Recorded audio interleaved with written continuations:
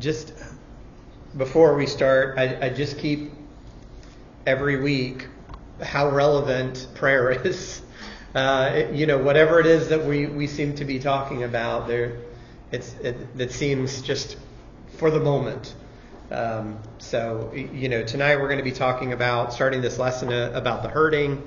So we're going to talk primarily about healing and sickness, because those are some of the specific examples that were given and things like that. But certainly this idea really overlaps a lot with what we talked about the past couple weeks when we talk about fear and oppression, right? It's basically we're in a situation, we recognize the need for God's help, we turn to God, right? So in this one, again, specifically, we're going to be talking about some examples of sickness, but healing, relief, all those things kind of go into this. So I do want to start in Isaiah 38 this evening. So go ahead and turn to Isaiah 38.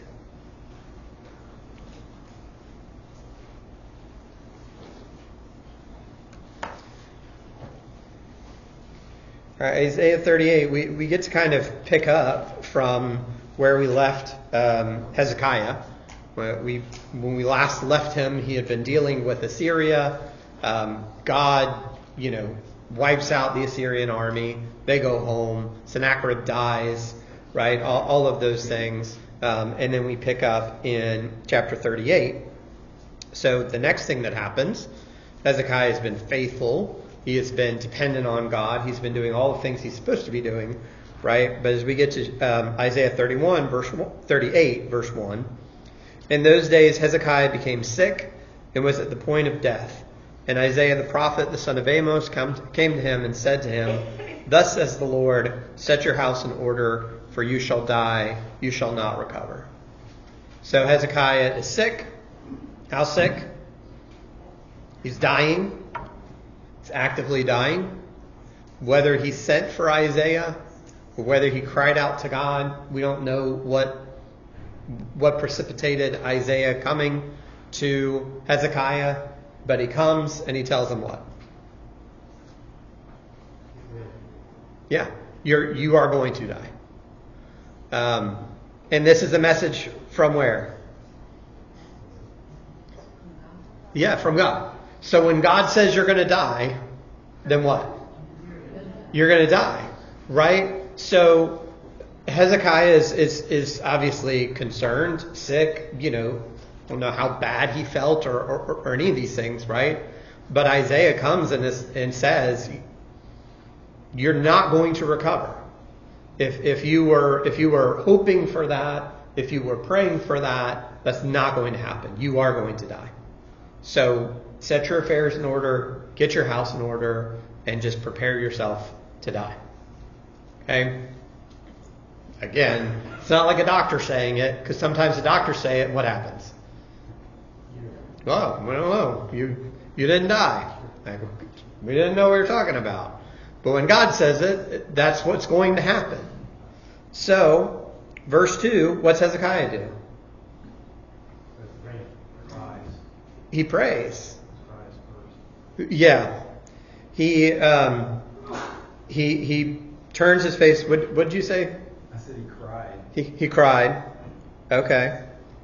I don't see that in verse 2. He turned his face to the wall and prayed. Verse 3, he wept bitterly. Oh, okay. All right. There's weeping in there too. He's weeping. He's crying about what's happening. And he's praying. What's he praying for? To live longer. What has God said? Well, up to this point, what has God just told him? You will not live longer. You are going to die. Hezekiah does what? He prays anyway. Right? He prays anyway. He turns his face to the wall. He prays to the Lord. Right? And this to me is like a shrinking in on himself. Right? The last time he prayed, he was in the temple. And this time it's just me and God. He's weeping. Verse 3, "Please, O Lord, remember how I've walked before you in faithfulness and with a whole heart and have done what is good in your sight. And Hezekiah wept bitterly. So he prays to God and says what? What's he asked God to do? Remember me. Remember me for good, right? Remember me in a positive way. Remember me for trying to serve you. I did, right? I tried to serve you as best I could. I wasn't chasing after different things. I tried to follow you completely. Remember that about me. And obviously in this, and these words aren't recorded, but we'll get into more of this prayer. I believe more of this prayer later on in the chapter, but also let me live, right? But he's asking God to remember him, to remember what he's done. Verse 4, word of the Lord came to Isaiah. Verse 5, go and say to Hezekiah, thus says the Lord, the God of David your father, I have heard your prayer, I have seen your tears. Behold, I will add 15 years to your life. So he doesn't want to die. He's dying. God says you're going to die. He prays anyway, and what happens? God gives him 15 more years. Not days or hours or months, but years. 15 more years on your life. After he had said he was not going to recover. God, this is, one of those beautiful times when God recants, and is like, hey, I'm not going to do that thing after all. Right? For Hezekiah's benefit, I'm going to give you 15 more years. I have remembered you. And I see how you are continuing to turn to me. Right? So he, then we kind of get into this testing, right? Verse 6, he says, I will deliver you and the city out of the hand of the king of Assyria, will defend this city. This shall be the sign to you from the Lord, that the Lord will do this thing that he has promised. Behold, I will make the shadow cast by this declining sun on the dial of Ahaz turn back 10 steps. And we read in the other account, he was given a choice. You want the shadow to move forward, or you want the shadow to move back? And Hezekiah says what? I love it. What's Hezekiah say?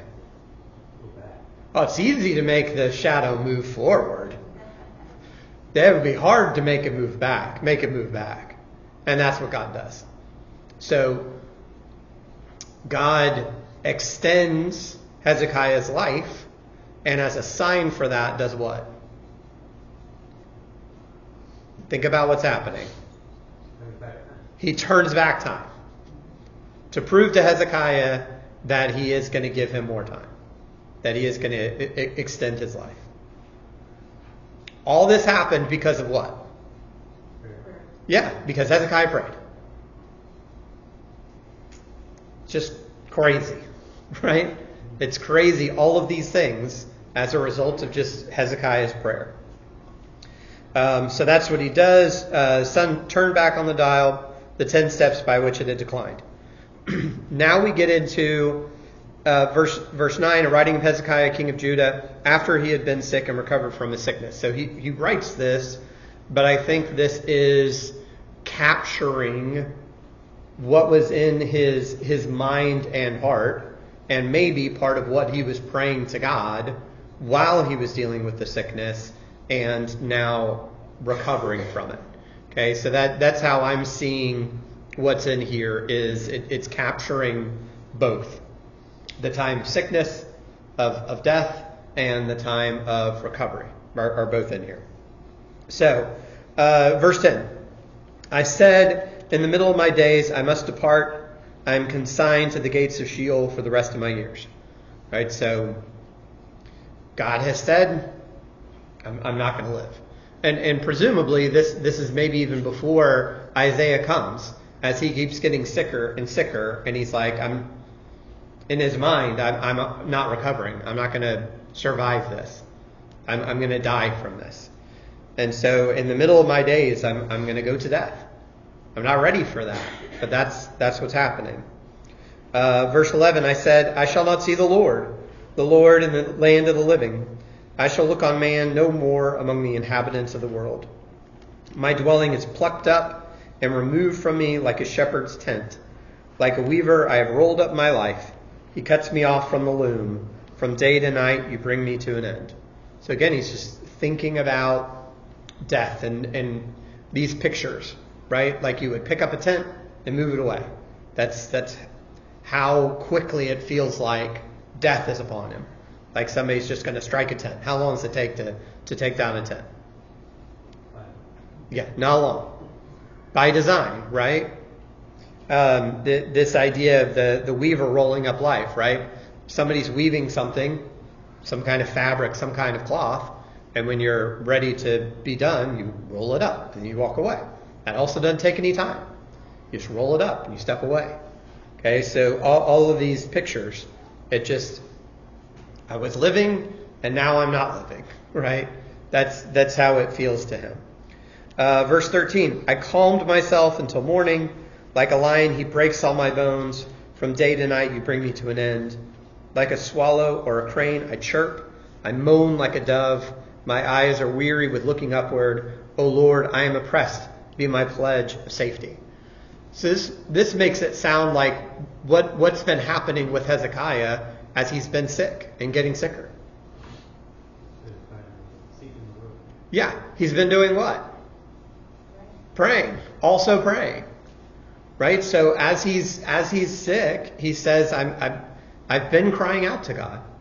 I've been asking him to help me, to heal me. I'm moaning. I'm asking God. He says, my eyes are weary with looking upward. Right? My eyes have gotten tired from just looking up to God and asking him to help. So it's not like Hezekiah wasn't praying before all this. That's what we said he's been doing. Verse 15. What shall I say? For he has spoken to me, and he himself has done it. I walk slowly all my years because of the bitterness of my soul. O Lord, by these things men live, and in all these is the life of the Spirit. But restore me to health and make me live. This also sounds like, where did this sickness come from in Hezekiah's mind?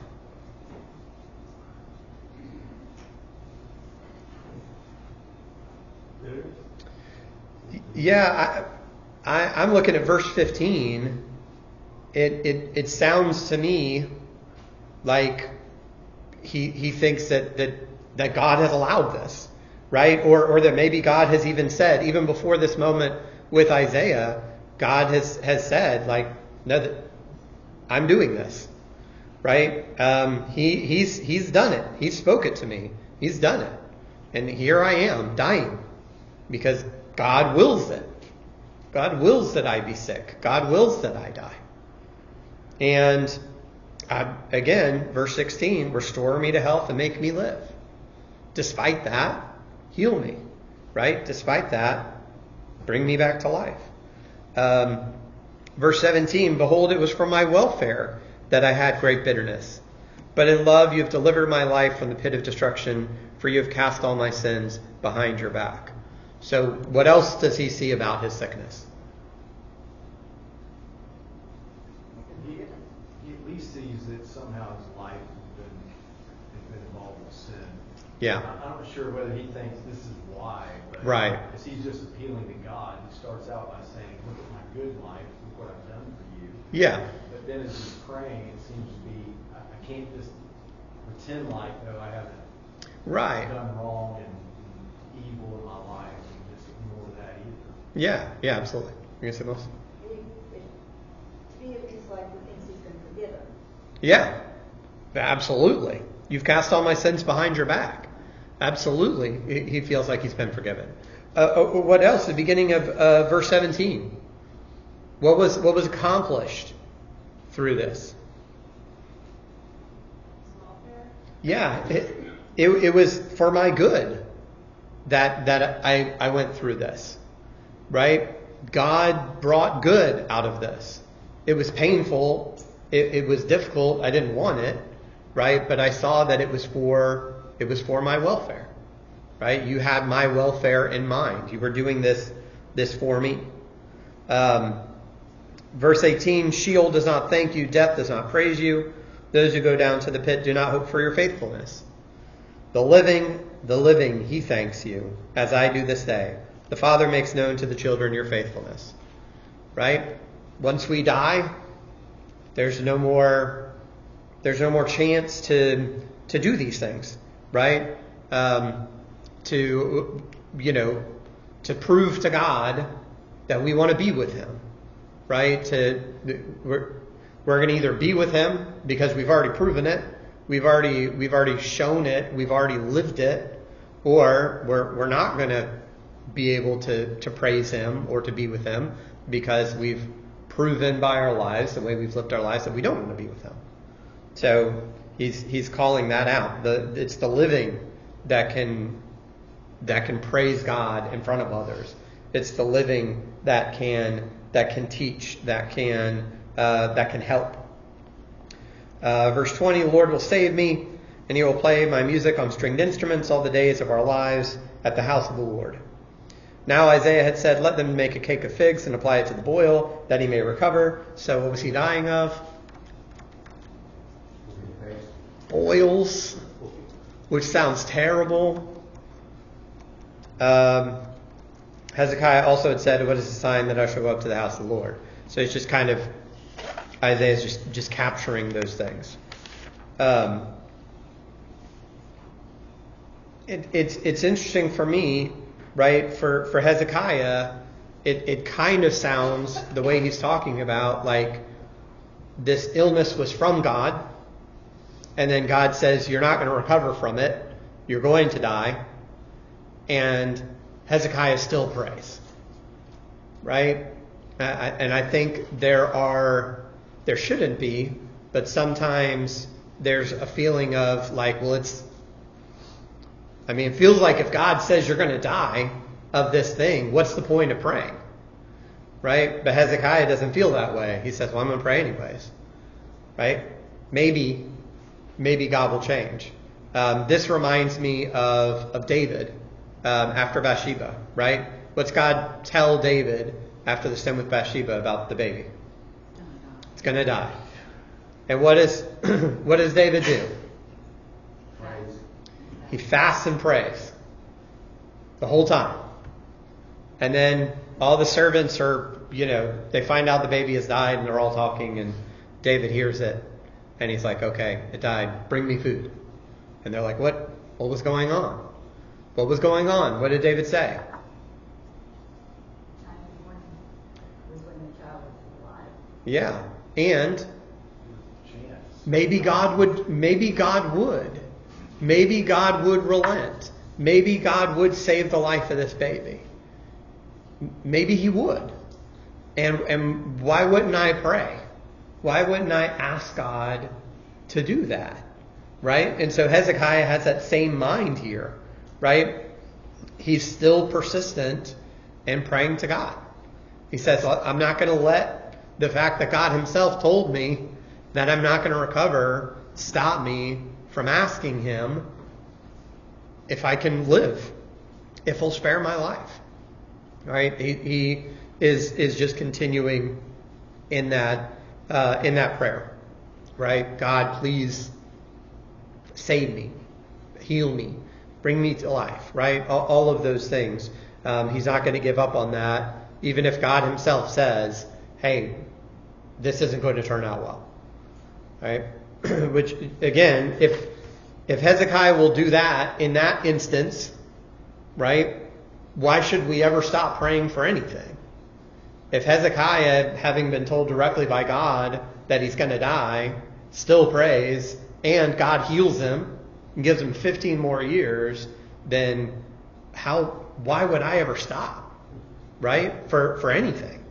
For any kind of prayer. Whatever the news is, or however bad it seems to me, based on what man has said, right? Why would I ever stop praying when God could do this for Hezekiah? I may just be restating what you're saying, but I think I come into this study more prepared, or maybe before this lesson, I'm more prepared to like ask God for things where we don't really know His will. Right. What exactly His will is. I'm sick. I've got this issue. There's not like a specific revelation about this particular thing I'm going through. So I don't know God's leaning on it. I just know God cares about me. So I guess I'm comfortable asking for help, asking for God to change what's going on there. But I don't know if I would have had the mindset. Like where I sit right now, having my experience with life and not Hezekiah's, I don't know that I would be like, okay, God, so I know you said that. Right. But like, please don't. Right. That there's I don't know if it's boldness, I don't know if it's childlike dependency. I'm not sure how exactly to characterize what he's doing here. But it definitely is different than the way that I thought about prayer and going right up against something that God's already said is going to happen. Yeah, and I think that's different than asking God to change his nature, right? That's different than saying, hey, God, forgive this person that wants nothing to do with you, right? Bring this person to heaven that never cared about you. Like, that's contrary to God's nature. That's a different thing than God saying, hey, you're going to die, or you're going to lose this battle, or whatever that thing might be that they're going through, that they might still say, please, God, do something different, right? Make a different decision. Do something different than that. LJ? Yeah, I think the boldness that he has for God is because he understands who God is fulfilled his own faith. Right. His mercies new every morning. Right? He understands the God that he's praying to, and he understands the intent that God has towards his people. And that's why, like, as you do like a quick read through this, if you don't kind of understand what he's talking about, you might think he's talking about actually being bitter towards God. He's talking about bitterness of the soul. I had great bitterness, and like we get in the New Testament, well, we're told not to be bitter. Yeah, right. But he's talking about the circumstance. He's talking about his attitude towards God. Mm-hmm. And all of this, what you see a recognition that he actually deserves to be punished, right? Yeah. God did this for my welfare, right? He loved me and delivered me out of it. He took away my sins, right? There's this recognition that, I humbly accept the fact that I deserve all of this. Yeah. Right. Yeah. Well, I know God's merciful, so I'm going to ask you. Right. And I think that there's one is obviously, this ongoing faith. There's also at this point, like, the hopelessness of the situation is a little bit like, well, what else are you going to do? Right? You either just accept it and you die, right? Or you just keep praying. Because there's literally nothing else to do, right? What doctor are you going to bring in to help you when God says you're not going to recover, you're going to die, right? What treatment do you seek? There's nothing. It's a moment where God has said to Hezekiah, right? Like, it's all on me. Your life is in my hands completely. What are you going to do about it? What happens if Hezekiah doesn't pray? Yeah, he dies. Because that's what God said. Right? And the indication is it's the prayer that made the difference. Right? It's that demonstration of humility and trust that made that difference. Yeah, I agree 100% with Bert. I don't think I'd have prayed for this. That was Isaiah. You said, so what else is there? What we do is we switch what we pray for. We say, right. Okay, let me go out without a lot of pain. Right. If I'm going to die, don't let this boil be so painful that the last 3 days I have on this earth or whatever is going to be excruciating pain. Yeah. We would start thinking about, okay, well, God will take care of my children, right. of the kingdom, all those things. I mean, I find myself doing that all the time with people that look like they got diagnosed with something, there was hope, you're praying, and then it looks like, okay, it ain't going to happen. Yeah. And I quickly, in my mind, start then praying for other things for that person. Right. But I'm with Bert. When God would say it like that, I don't know if I'd have the courage or even the faith to say, okay, I can pray through this, even though you've told me what's going to happen. But I think it's right, everything you say. And I think Jesus had that kind of faith, right? Mm-hmm. Jesus has been telling them for 3 years that he's going to die. Right. And yet the night before he's going to die, what's he doing?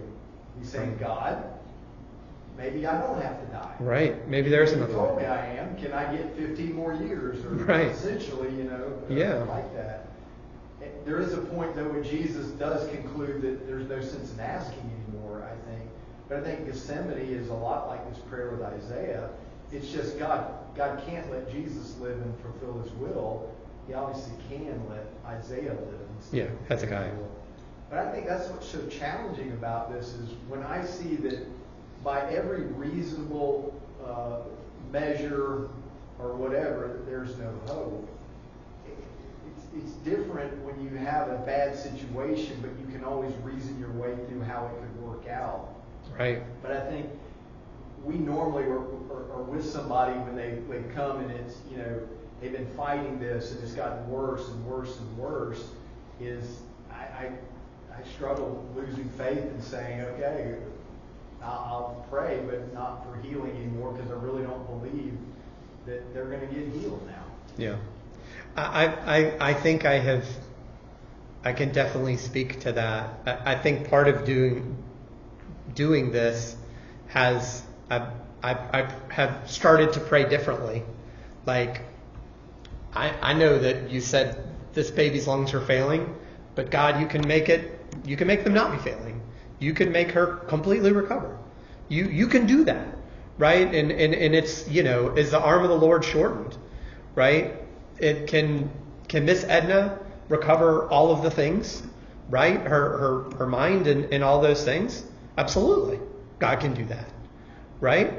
And not to try and limit God, especially, if Hezekiah will do it here, then again, why would I trust man more than I would trust God, right? And he could just do whatever, right? He could just end a war on the spot, like just cause peace to happen for whatever reason and in whatever way he chooses to do it, right? He can heal people in ways that the doctors can't explain, right? He can do all that. And so I think that is a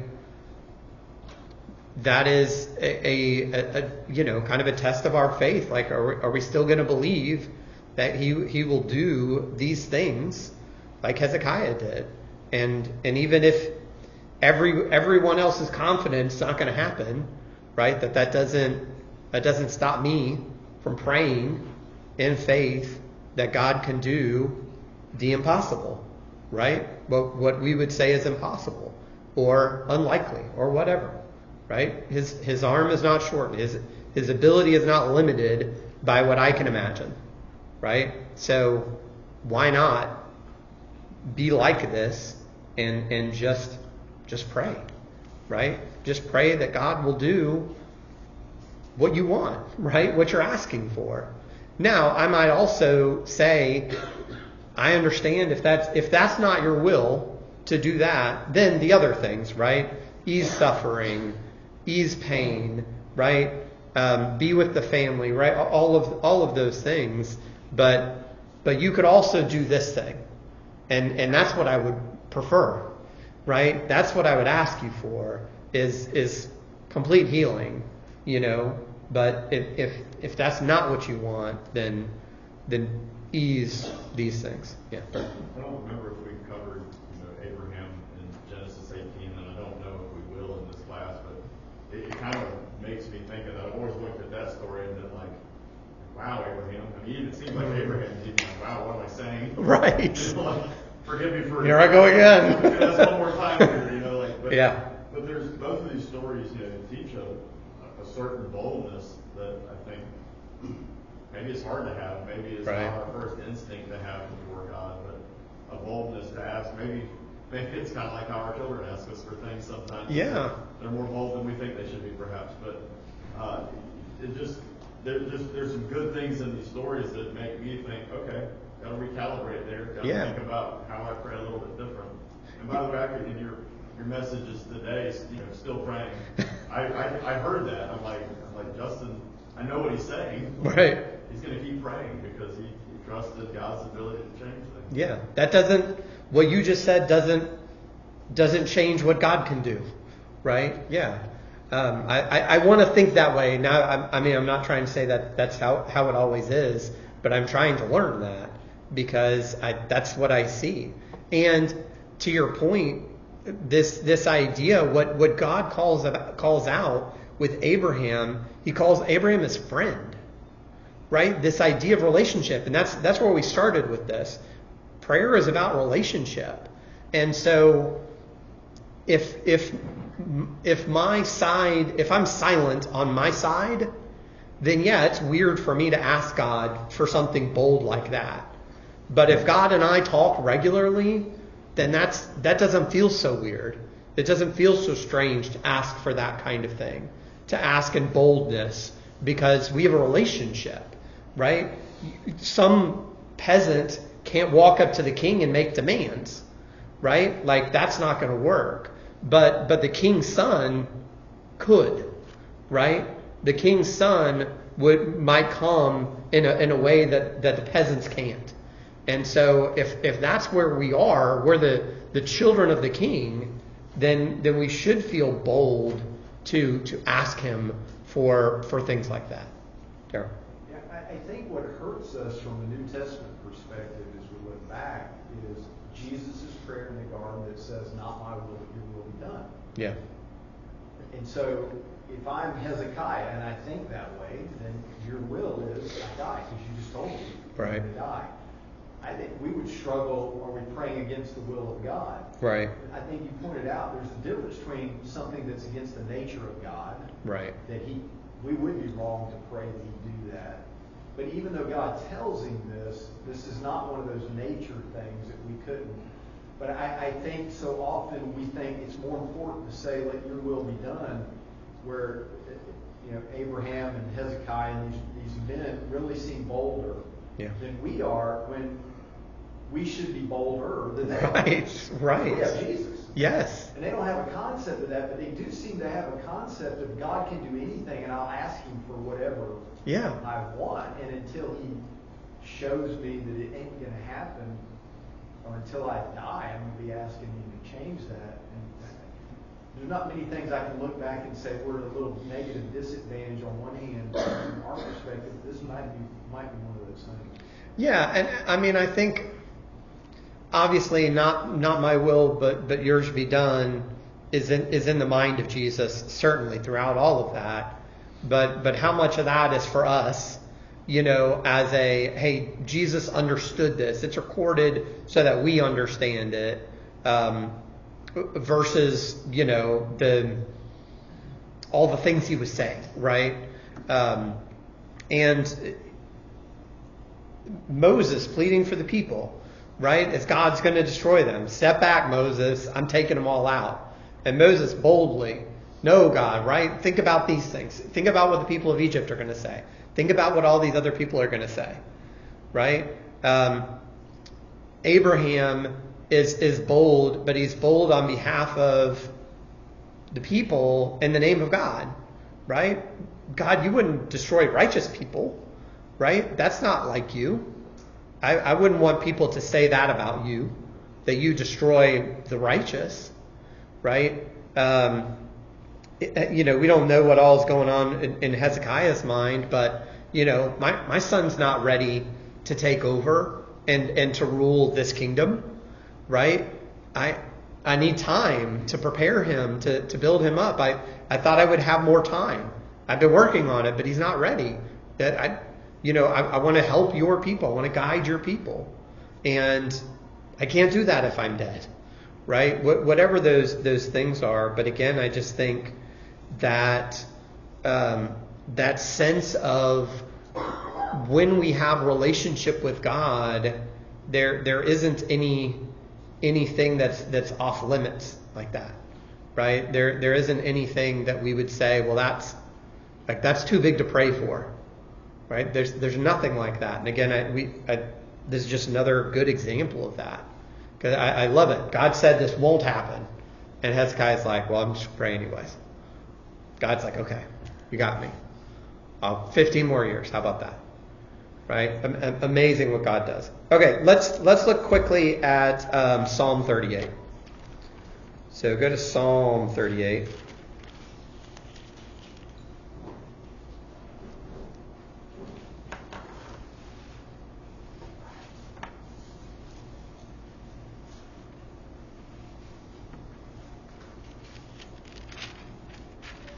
Okay, let's look at this one.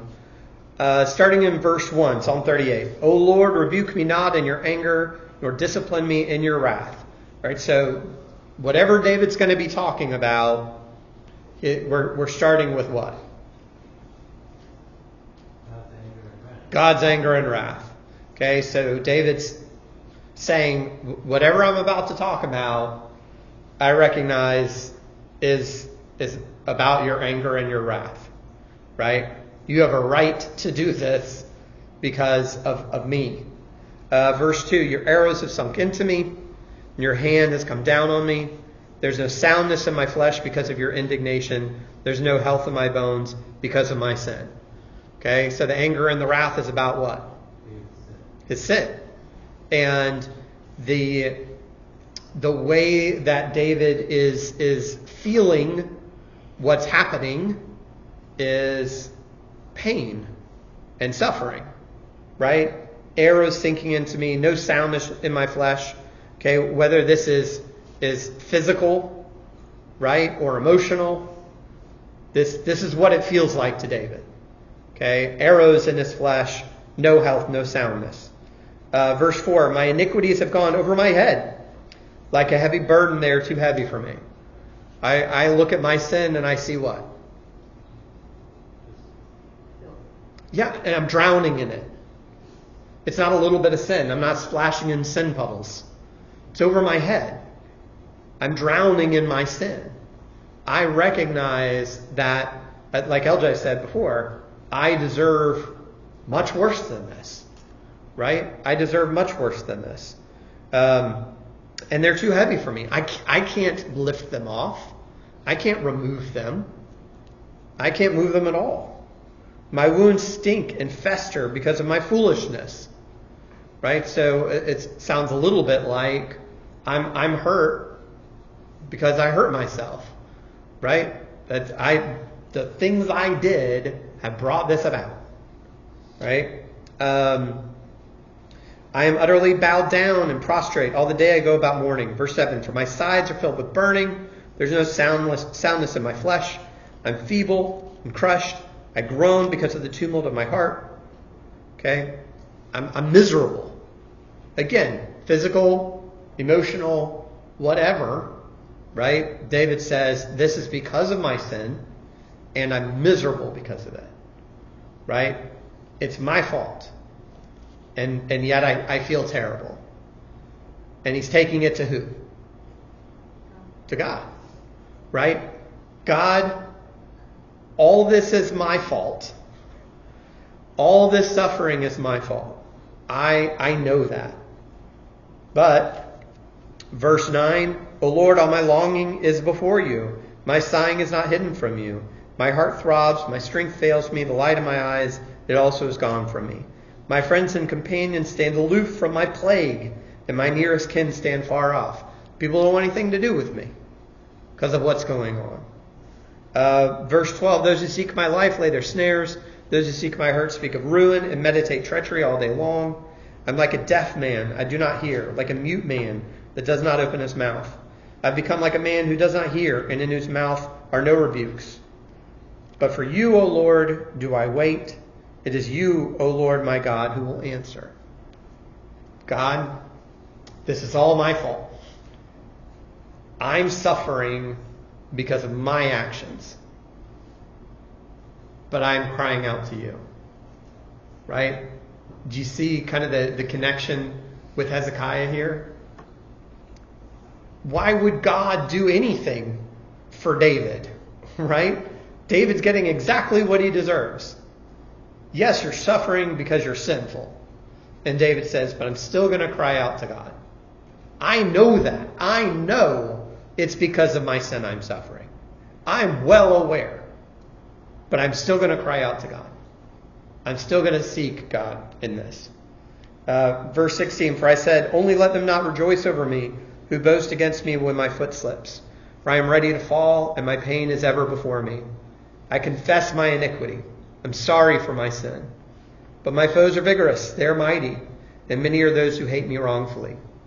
Those who render me evil for good accuse me because I follow after good. Do not forsake me, O Lord. O my God, be not far from me. Make haste to help me, O Lord, my salvation. My fault. I'm suffering because of what I've done, but God, do what?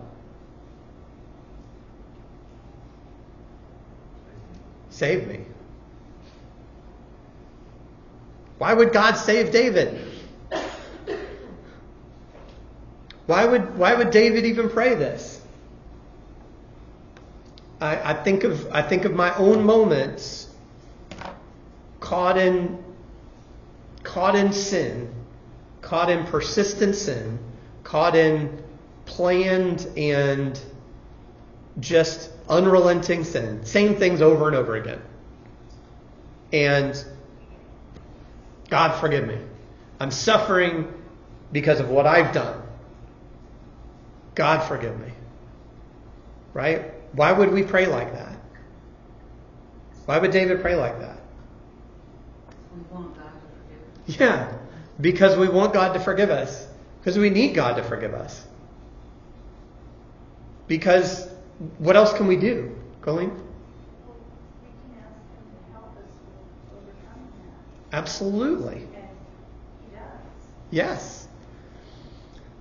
But sometimes it is, I don't pray.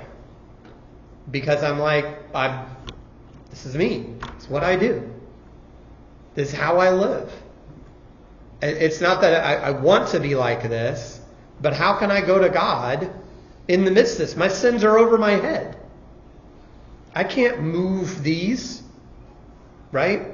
And we might be afraid, or we might be hesitant to pray and ask God for help in the midst of that.